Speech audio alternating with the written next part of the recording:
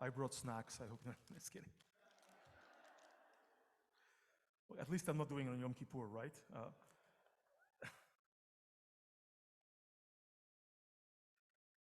Shana Tova. So, this year, it's my 27th year as a rabbi, 25 years at Temple Bat Shalom. And I remember the first time I went into the social hall in Oki during my interview. There were two elderly gentlemen sitting on a table, and I hear them say, because I thought they were speaking, quietly, but they were very loud. They go, "He's a baby." It was like a dagger in my heart, right? I wish somebody would say that today. Nobody's saying that I'm a baby anymore, and it's hard. It's hard because many of you were the age that I am now when I got here. So it's really a tremendous, tremendous feeling of awe to be able to be here with you, same congregation, same faces, same friends for so many years. It's a tremendous blessing, and I don't take it lightly. But I want to tell you that being a rabbi is not for the faint of heart. This year, I was honored by the Jewish Theological Seminary. I got my doctorate in divinity, my honorary doctorate in divinity, which is now hanging in my office. That's all that it's good for. It basically says, I got here alive, right? But if you want to know what it's like, let me tell you a story. A friend of mine who's a rabbi, I won't say the city because it's not nice, but he last week sends me a text like, "You won't believe what just happened to me." Right before Rosh Hashannah, I'm working on my sermons, 6:30 in the morning, right? I didn't sleep well. My phone rings, and somehow I didn't put it in Do Not Disturb, so my phone's ringing, and I pick up the phone, and a very sweet woman on the other side of the line says, "Rabbi Scott?" "Yes." "Hi, this is Helen. Rabbi, I think I'm gonna die today." So I was like, "Helen, you're not sick." "No, but I can feel it coming, Rabbi. It's gonna happen today. It's gonna happen." "No, come on, don't despair. Everything's okay." And then my friend says, "By the way, did you call Stuart, your son?" And she says, "Stuart? He's a late riser. I don't want to wake him. I don't want to bother him." That's exactly what it's like, okay? Working for the Jewish people is unlike anything else in the world. It is the most incredible privilege, and sometimes it's tremendous heartache. Because by nature, we've been around for so many thousands of years that not only are we resilient, but we're stubborn. Not only are we amazing and wonderful and all good-looking and intelligent, and we win all of these Nobel Prizes, but sometimes we can be mean to one another. And that's, again, not for the faint of heart. And by the way, when you're the rabbi, you walk around with a target on your back that says, "Just hit me with your best shot." Look, I had a teacher in rabbinical school, Rabbi William Lebo. Many of you know from Chicago, from the old days in Chicago.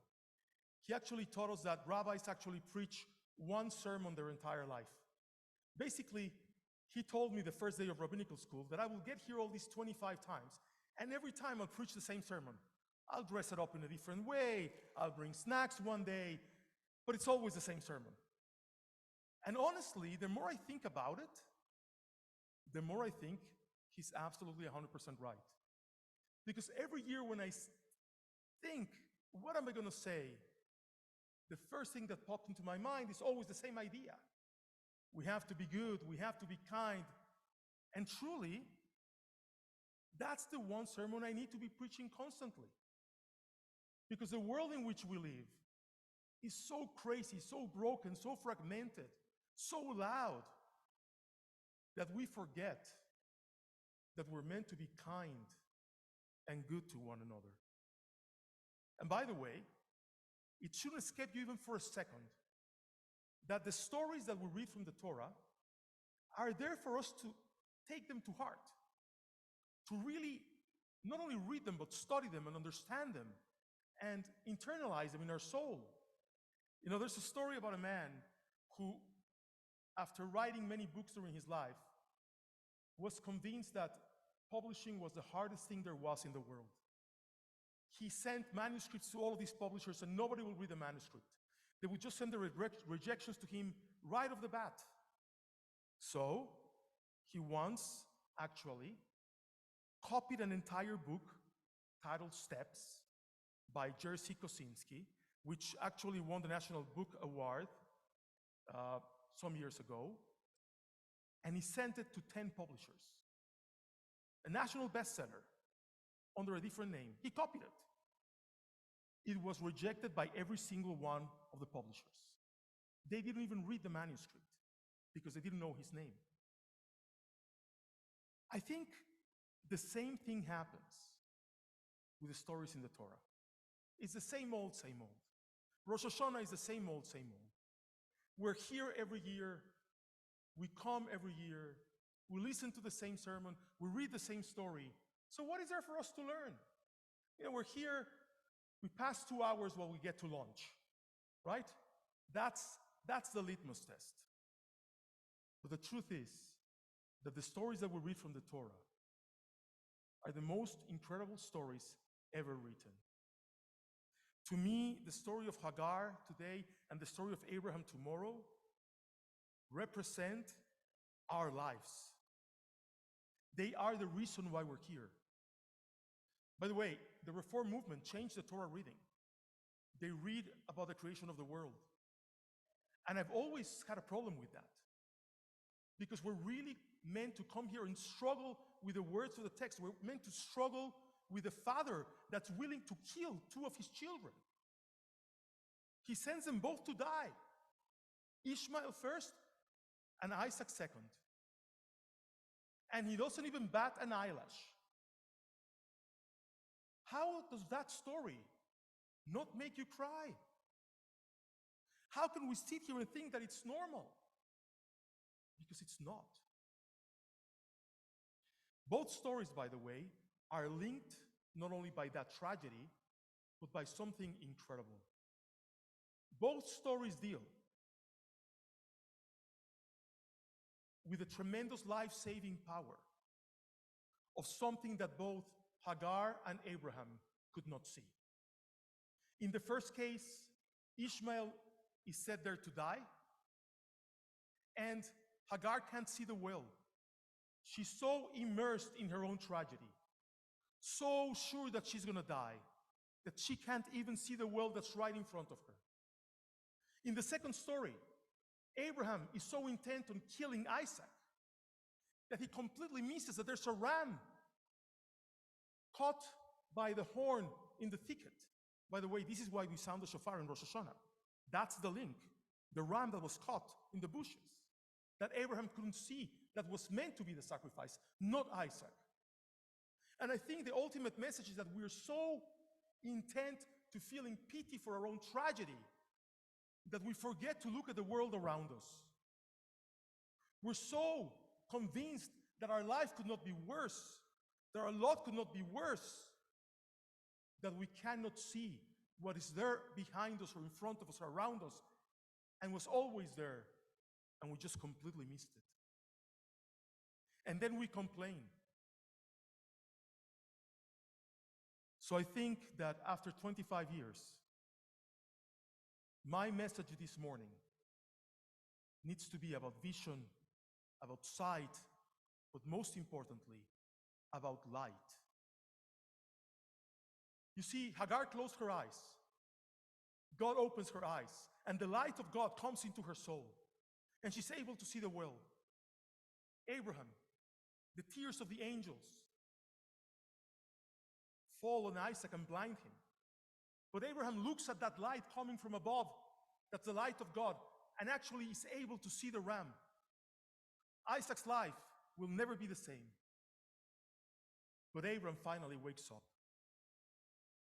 And you know, when we are in deep despair, Because many of us come to this synagogue year after year praying for miracles, both in our physical lives, in our spiritual lives.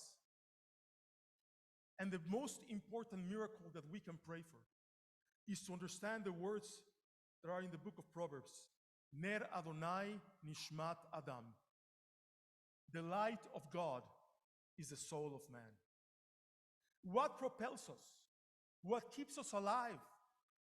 What gives us energy every day is the light of God.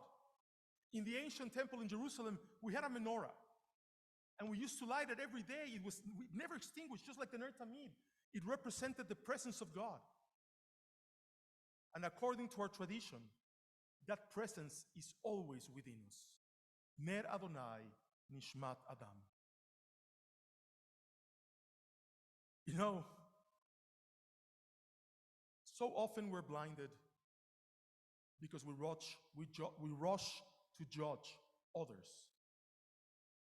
So often we're blinded because we rush to judge ourselves. So often we're blinded not because we can't see the light, but because we're so stubborn that we can't open our eyes. And that's why I brought my snacks. Let me tell you a story. Right after the pandemic, I actually was with Liz in Israel, February, before all of the restrictions were lifted. And Israel has many things that I like, but the thing that I like the most are the bagelists, right? Now, for those of you who do not know what bagelists are, I don't like pretzels because I don't like the salt in the pretzels, but a bagel is a perfect snack. Let me see if there's a, well, they're all crumbled now because I saved them, right? But they're perfectly toasted and they have sesame. They're like 1,000 calories each, right? They're made in Israel. Hopefully, they're natural. They're really wonderful. And there's two snacks that I really like, by the way. The Mexican snack takis. If you've never had takis, you have not lived. And the Israeli snack bagele. Now, bageles, we were at the airport, and that last year of the pandemic, Ben Gurion Airport was a mess. Like, the worst part of Israel was the airport. Forget about anything else.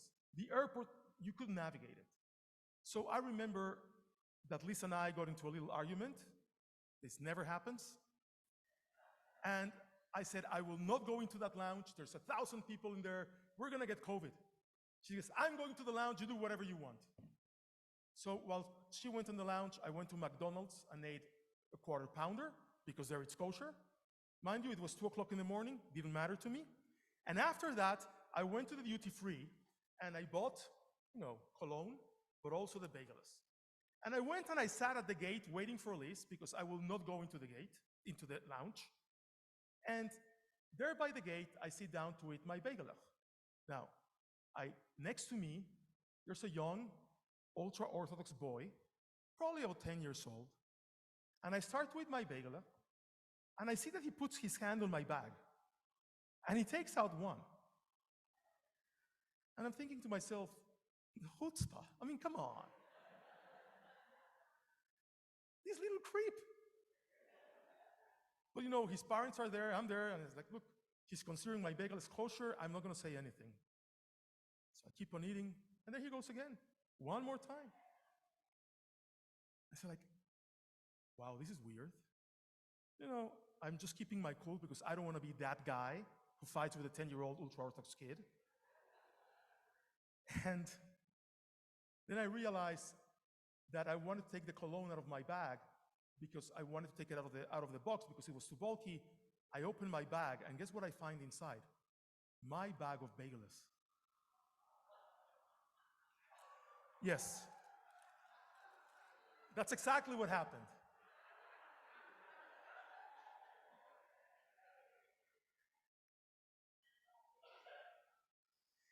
So at that moment, I started praying that no one who knew me would be at that gate. I never told Liz, I never told anyone, but now you know why I kept this bag for 2 years. She's been asking me to throw it out. And you see, that was a humbling, sobering moment in my life. I was blinded. I was blinded by my prejudice. I was blinded by my own humanity. And I failed to recognize that the single thing that connected that young boy and me was that the light of God flowed within us. That we were both meant to open our eyes, to share in that moment, that innocent kid who had no prejudice, no problem with this huge guy taking his bagelach. His parents didn't say a darn, not a word. Everybody saw what was going on. Nobody said anything. That's what having the light of God inside does to you. You let the person next to you take your snack, even if it's the most wonderful snack in the world. All of us live our lives like this. We go from confrontation to confrontation. I'll teach him a lesson he'll never forget. Let me pick up that phone. Let me talk to that person. They'll hear from me. Do you know who you're messing with? Here's a name for you. Bob Cooper. Rings a bell? Now, this is from a real obscure rabbinic file, so you will never find this anywhere. I'm sure if you Google it, you'll find it, but it's hard to find. Bob Cooper was a rock, paper, scissors world champion in 2006 from Great Britain. What makes a rock, paper, scissors champion? What do you have to do? Let me just tell you, it seems like a game of chance, but more often than not, it's not. There's three possibilities: rock, paper, scissors. Mexicans invented the matchstick, right? So if you put a paper, they can burn you. So never play rock, paper, scissors in Mexico because it's a variant of the game and you will lose. But in the normal world, rock, paper, scissors, 60% of males between 15 and 30 bring out the rock first. You know why? Because they want to be aggressive. They want to be powerful. So Bob Cooper realized this, and he grew a beard, and he looked all disheveled, and he actually got a tattoo for the competition. And he was sure that people, when they saw him, were going to think that he's going to pull out a rock. But he pulled out the paper. He tricked their minds. It was like a Jedi trick. Right? And he was crowned the world champion by reading minds, by doing what's not expected. And I think that's part of what the light of God causes to do to you. You have to act in a way that's not expected. And in the world in which we live, being kind is not expected.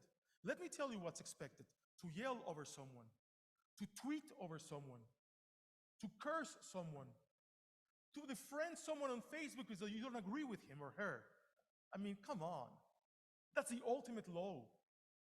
Look at what we've gotten to. I know you've heard me quote this, but I will do it again, and I'll do it 10 times more in the next years. Abraham Joshua Heschel, my favorite phrase, my favorite writing of his. He wrote, "When I was young, I admired smart people. Now that I'm old, I admire kind people." This is the way we have to live our lives. We have to be kind to one another. We have to be propelled by that inner light so that we actually can make not only our lives, but the lives of others better. Now, let me just share something else with you this morning. We're all petrified of physical pain. We're all afflicted by physical pain. But what about spiritual pain? What about social pain? That's a real thing. That's a type of pain that prevents you from feeling or causes you to feel too much. Look, in these 25 years here at Temple Bet Shalom, unfortunately, I've met people who've died of heart attacks, but I've also met people who died of broken hearts. That is spiritual pain. And the only way to address spiritual pain is to let the light of God come into your life. You know, I once heard a neurologist say that just like you take Tylenol and Advil for physical pain, it also helps social pain. Sometimes when you're feeling lonely, sometimes when you're feeling just weird, that can also help you, because the brain connectors are exactly the same that bring that pain into your system. And here's a story from our Torah portion about spiritual pain. Did you ever wonder what happens to Abraham and Ishmael and Hagar after the story's done? The Torah doesn't really tell us. But thanks to our rabbis, and Pirkei de Rabbi Eliezer, an 8th century text, we have a backstory. And oh, dear friends, this backstory is the backstory to end all backstories. Here's what happens. According to the rabbis of the Midrash, Abraham cannot take the pain anymore. He needs to see if Ishmael is okay. He hasn't seen Ishmael in many, many years. So he says to Sarah, look, I know you don't want me to do this, but I want to go see Ishmael. And Sarah, by the way, knows that Abraham is in love with Hagar. So you know what she says to him? And here are her words, okay?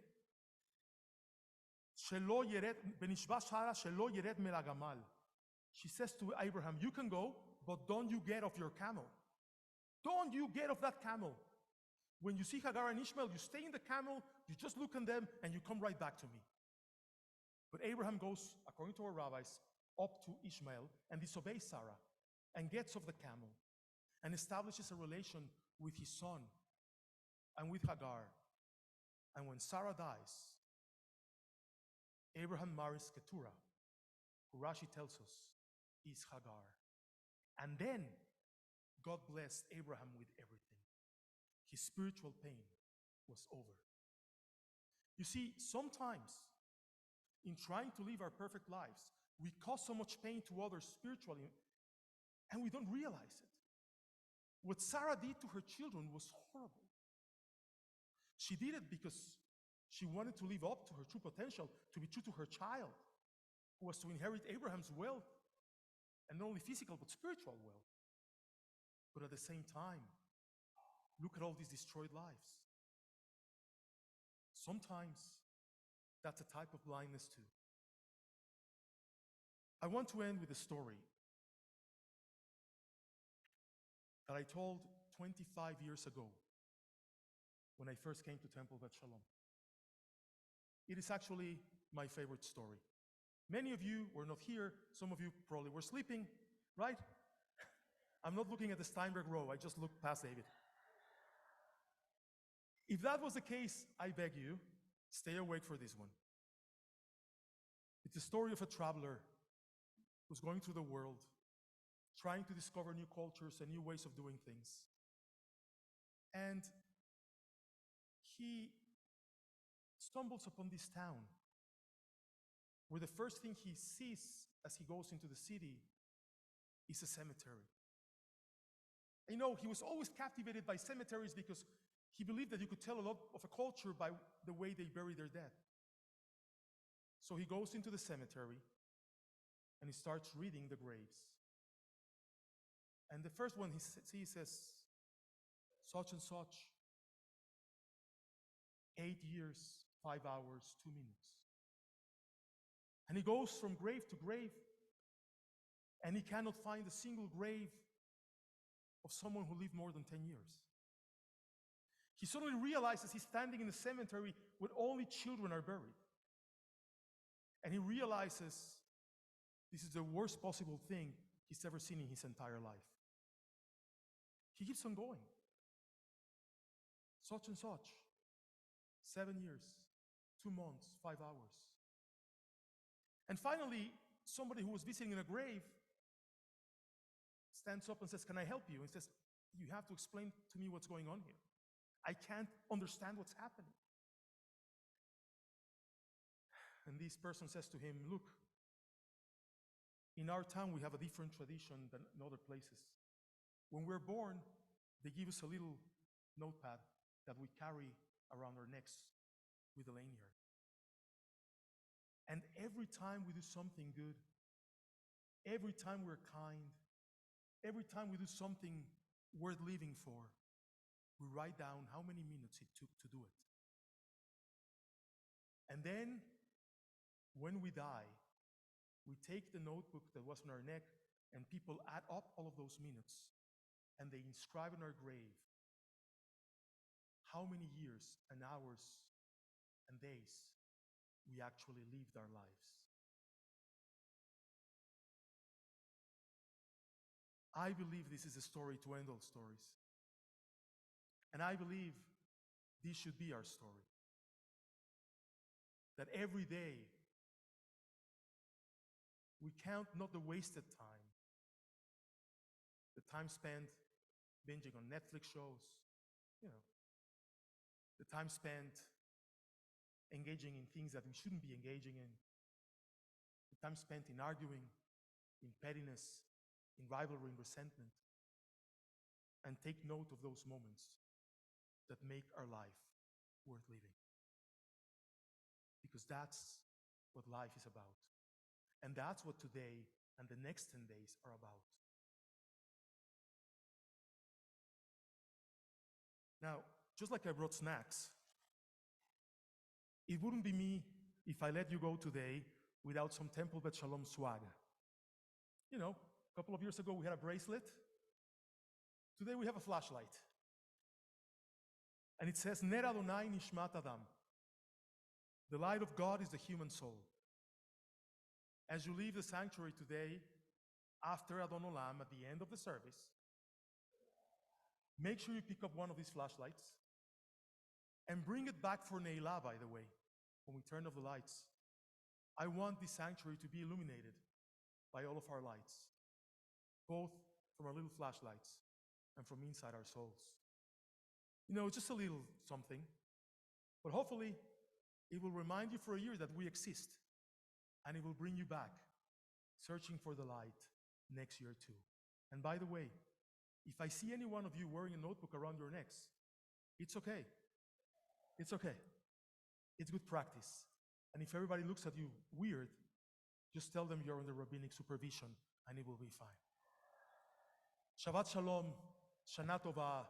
May this be the year where we become the kindest people that anyone has ever met.